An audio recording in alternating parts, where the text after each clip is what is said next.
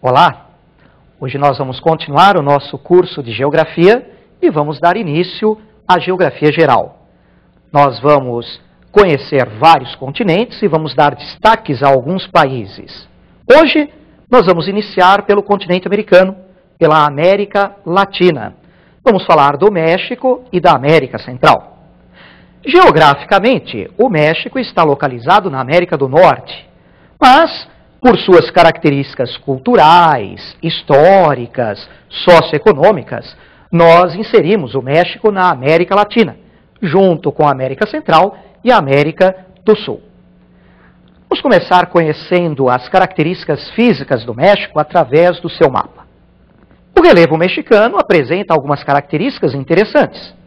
Na sua porção oeste, encontramos a Sierra Madre Ocidental e, a leste, a Sierra Madre Oriental.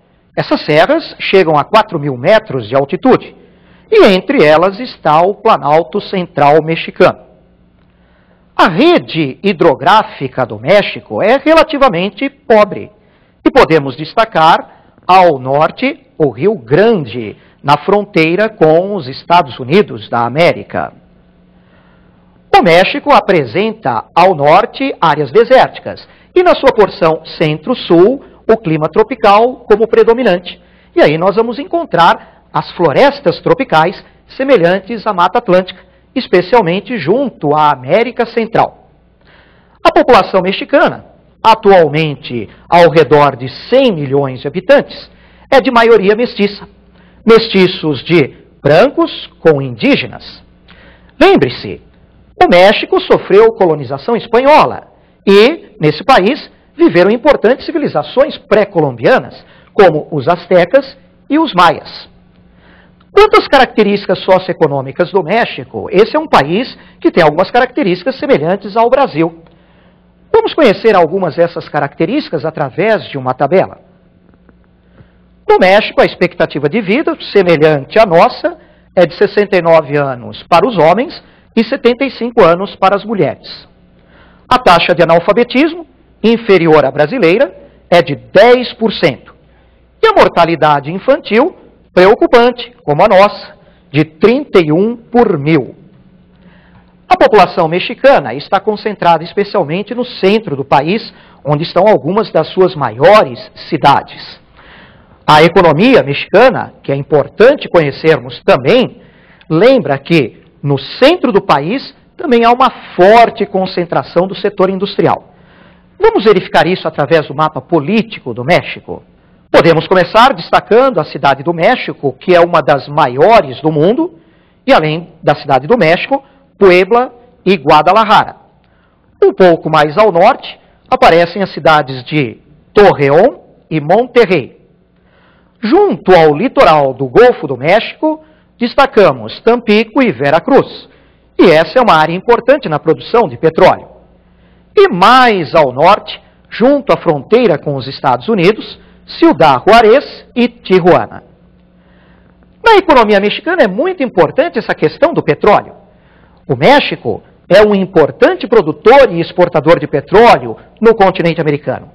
Não é membro da OPEP, mas a sua produção é importante. E o México exporta esse petróleo principalmente para os Estados Unidos da América. Na economia mexicana, podemos destacar, na agricultura, a sua produção de cana-de-açúcar, de café, de algodão e de arroz.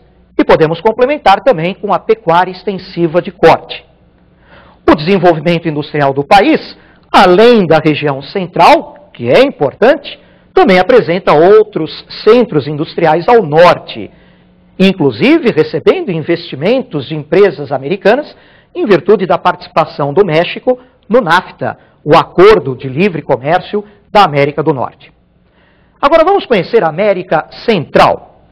Inicialmente, as características físicas da América Central. Vamos ver o mapa. A América Central pode ser dividida em uma porção continental, uma faixa estreita de terra que liga a América do Norte com a América do Sul, e uma porção insular formada por ilhas, as chamadas Antilhas. O relevo é simples, pequenas serras e planaltos no interior e estreitas planícies litorâneas. A América Central está localizada na zona tropical do globo. E aí nós temos então o predomínio do clima tropical, com a presença também de florestas tropicais. E é uma área típica de atuação dos ventos alísios. São ventos constantes que sopram dos trópicos para o Equador. A população da América Central é pobre. A América Central reúne alguns dos países mais pobres do mundo, como, por exemplo, o Haiti. Vamos conhecer um pouco mais dessa população através de uma outra tabela. Os indicadores socioeconômicos mostram na expectativa de vida, e isso eu gostaria que vocês observassem com muita atenção, uma grande diferença entre Costa Rica e Cuba e a Guatemala e o Haiti. Costa Rica e Cuba apresentam uma expectativa de vida significativamente maior do que a Guatemala e o Haiti. Se você observar a taxa de analfabetismo, nós vamos observar o mesmo aspecto. Analfabetismo menor para Costa Rica e Cuba. E quanto aos índices de mortalidade infantil, o mesmo perfil. 12 por mil para Costa Rica, 9 mil por mil para Cuba e taxas maiores para Guatemala e Haiti. A América Central tem como base econômica o sistema de plantation. O que é o sistema de plantation? É uma monocultura voltada para mercado externo, com destaque para as produções de cana-de-açúcar, de tabaco, de café e de banana. O desenvolvimento industrial é muito restrito, é muito pequeno. E podemos lembrar também das atividades do turismo e até da ocorrência de alguns paraísos fiscais, como, por exemplo, as Bahamas, Ilhas Caimã e o Panamá. Vamos conhecer algo mais da América Central através do seu mapa político. Observem. Na porção continental, podemos dar um destaque para a Costa Rica. A Costa Rica é relativamente estável política e economicamente e vem recebendo investimentos, inclusive no setor industrial. Na região insular, as pequenas Antilhas, muitas delas ainda pertencem a outros países. Nas pequenas Antilhas destacamos o turismo e algumas refinarias de petróleo. Nas grandes Antilhas, destaque especial para Cuba. Cuba é o único país socialista do continente americano. Ainda depende muito das exportações do açúcar e do tabaco, apesar da Revolução Cubana ter tentado mudar esse perfil. A economia cubana também apresenta indústrias do setor de base, do setor pesado, setor de metalurgia, mecânica. E Cuba está investindo novamente no turismo, através de investimentos estrangeiros, recuperando esse setor que já foi muito importante para a economia do país. Nós conhecemos, assim, muitas das características físicas, humanas e econômicas do México e da América Central. Mas só isso não basta para o seu vestibular. É importante que você conheça também as atualidades dessa região e alguns importantes aspectos geopolíticos da região da América Central e do México. Nós preparamos algumas questões que eu vou analisar para vocês e passar mais algo do conteúdo dessa região que é muito importante. Vamos ver então, vamos observar a primeira questão que preparamos. Por que a economia cubana entrou em crise nos anos 90? Essa crise econômica em Cuba, ela tem várias razões. A principal é a extinção da União Soviética no início da década de 90. A economia soviética era importante para Cuba como parceiro econômico, e a União Soviética subsidiava muito a economia cubana. Mas, com a extinção da União Soviética, essa ajuda econômica foi cortada. Claro que nós precisamos lembrar também de um outro fator importante para explicar essa crise econômica em Cuba: o embargo comercial norte-americano. Um bloqueio, um boicote comercial liderado pelos Estados Unidos desde os anos 60. E qual é o objetivo desse embargo comercial? Evidentemente, forçar reformas em Cuba. Os Estados Unidos não aceitam até hoje o resultado da Revolução Cubana. Querem a queda do regime de Fidel Castro. Vamos ver agora a nossa segunda questão. Quais são as consequências dessa crise? Com a crise econômica em Cuba, evidentemente a sua produção caiu.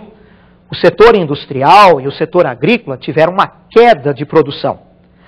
Faltam combustíveis, há problemas nas áreas de transporte e também há problemas para o governo cubano manter os seus programas na área de educação, de saúde, de ciência, de medicina.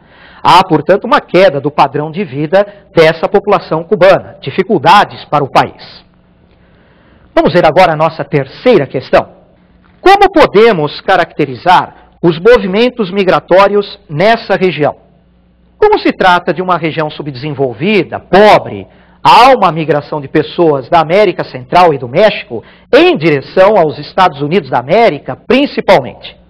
Os mexicanos entram ilegalmente nos Estados Unidos através do Rio Grande ou então através da Califórnia.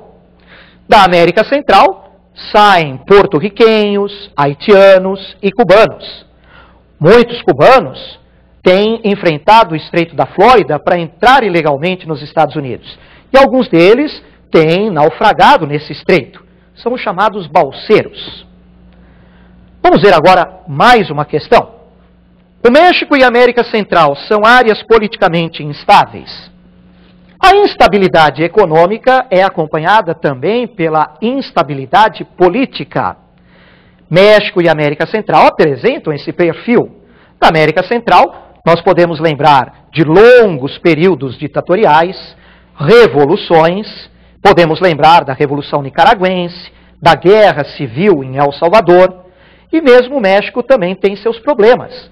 Por exemplo, o movimento zapatista no estado de Chiapas, no sul do México, que provocou graves instabilidades na década de 90. Muito bem, analisamos algumas questões realmente importantes e espero que você esteja conosco na próxima aula. Até lá então.